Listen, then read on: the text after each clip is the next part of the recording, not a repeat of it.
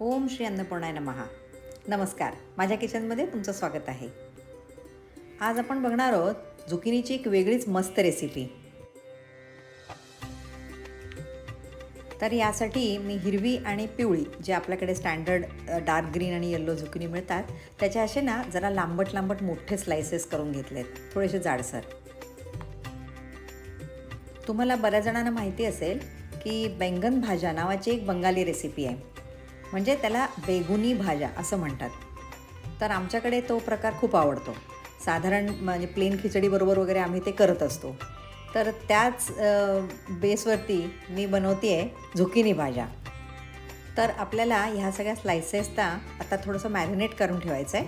त्यासाठी मी 1 चमचा तिखट, 1 चमचा हळद, 1 चमचा धणे पावडर, 1 चमचा जिरे पावडर, 1 छोटा चमचा चाट मसाला आणि चवीनुसार मीठ असे सगळे मसाले घेऊन एकत्र केलेले आहेत, मिक्स करायचे.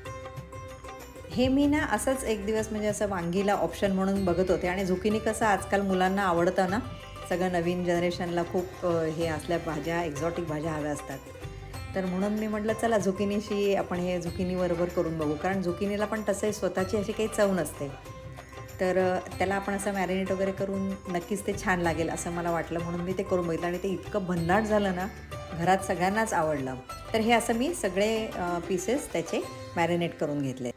आता आपण एक बेसनच्या पिठाचं पातळ कोटिंग तयार करू, ज्यामध्ये हे पीसेस डिप करून आपल्याला अगदी कमी तेलात शॅलो फ्राय करायचे आहेत. तर यासाठी मी 2 चमचे बेसन पातळ करून घेतलं आहे, चवीपुरतं मीठ, पाव चमचा हळद, थोडीशी बारीक चिरलेली कोथिंबीर आणि एक मस्त चव आणायला ह्याला मी कसुरी मेथीची पावडर घातली आहे. हे असं छान मस्त मिक्स केलं आणि ही अशी एवढी पातळ अशी कन्सिस्टन्सी ठेवली. आता ह्या मसाला लावलेल्या सगळ्या स्लायसेस आपल्याला ह्याच्यात अशा डिप करून करून ठेवायच्या आहेत. आणि ह्याला थोडं क्रिस्पी करण्यासाठी ह्याच्यावर आपण बारीक रवा भुरभरू. आता ह्याला पॅनमध्ये अगदी थोडं तेल घेऊन शॅलो फ्राय करायला ठेवू आपण.